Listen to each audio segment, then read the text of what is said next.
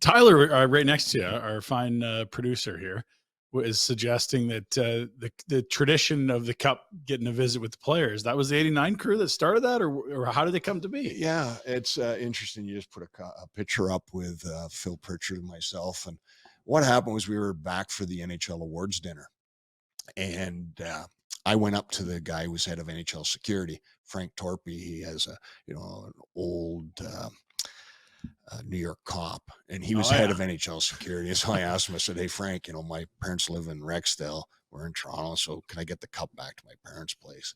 And he goes, "Colin, can't do it. The Oilers, they wrecked everything for everybody. And, it's in the bottom of pools. It's at, places that it shouldn't be. And, blah, blah, blah. It's high security." I said, "Okay, whatever." Because what they used to do was just take it to the city, and, the people and the guys in the city would, take it home or whatever. But it wasn't like a sanctioned event.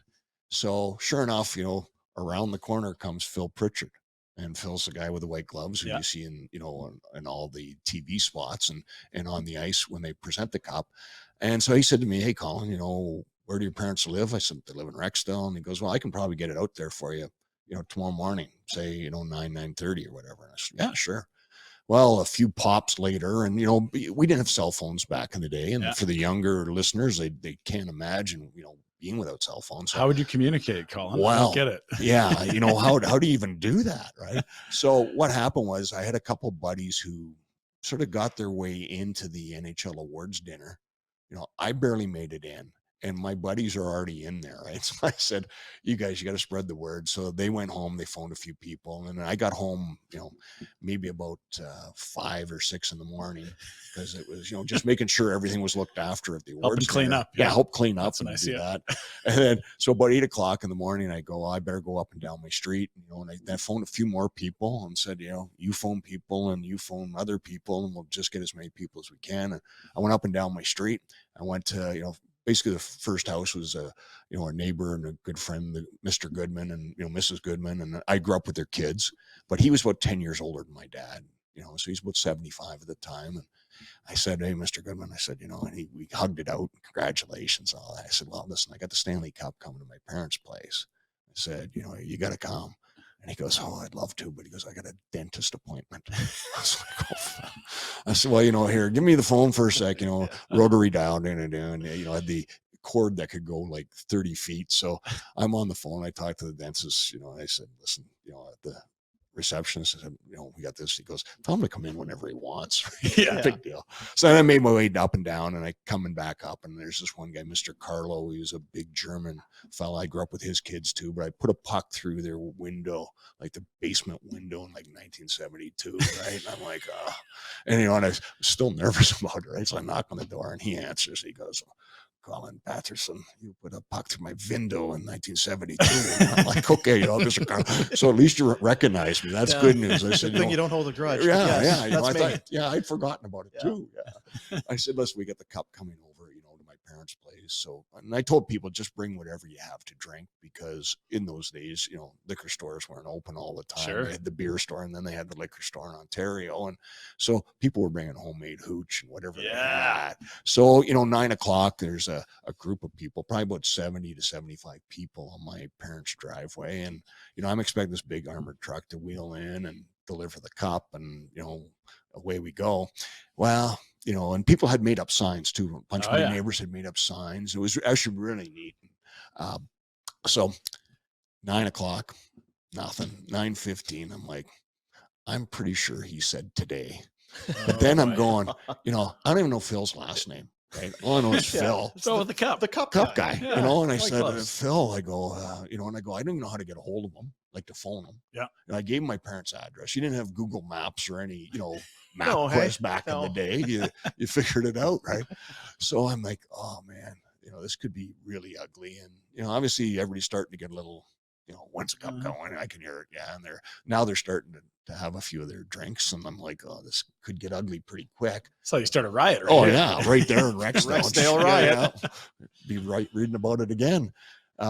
So about 9:30, this Toyota Tercel hatchback pulls up in my parents' driveway. I go flying down the stairs. I'm driveway, and I'm going, get this thing, you know, because I think it's one of my buddies. Yeah, And it's like, sure Guys, enough, not now. Get your Oh, shit yeah. box out. yeah. And that's what I was, you know, basically going to say. So he rolls down the window.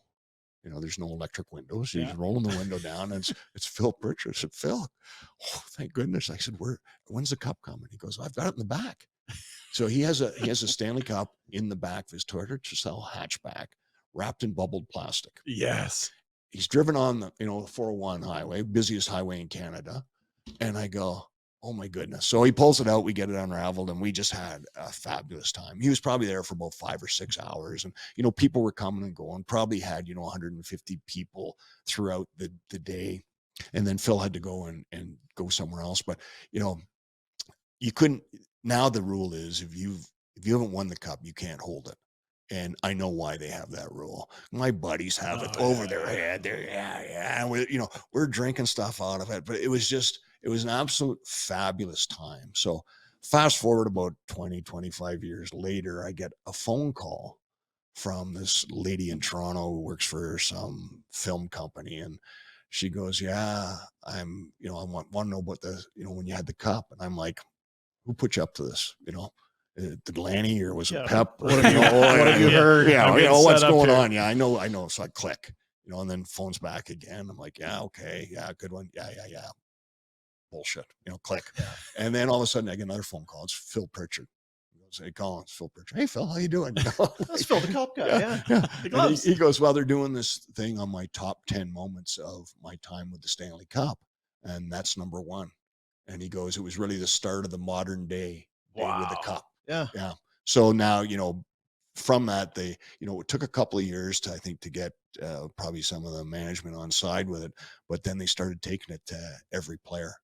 Because back in those days, you know, I mean, obviously if you're a big name player, you'd get it, you know, but just for your average player, you weren't getting it. So when I got back to Calgary, I ended up getting it for another half day, you know, in Calgary, which was great. But yeah, that was the start of the modern day with a cup. And it's pretty neat to have that impact on And there's nothing like it, because I've been fortunate enough, whether it's through work or whatever, when that thing shows up, it's unlike anything else. They don't care who, the player, you want it, great. The cup is here. It takes over the room. It takes over the day. And you hear the argument all the time about, you know, Major League Baseball or NFL or whatever. They can take those trophies wherever they want. There is nothing like when the cup shows up in a room. It is instant celebrity status. And it's pretty special. And I mean, what people don't realize is, you know, your name goes on a ring on the cup. And once the one ring is full, then they take the top one off. So you're essentially, you know, if you can plan it right, you can be on it for 50 years, which you go, oh, that's a long time. Now I'm only on it for another like 12 or 14 years, whatever it is. You know, another lockout, Gary.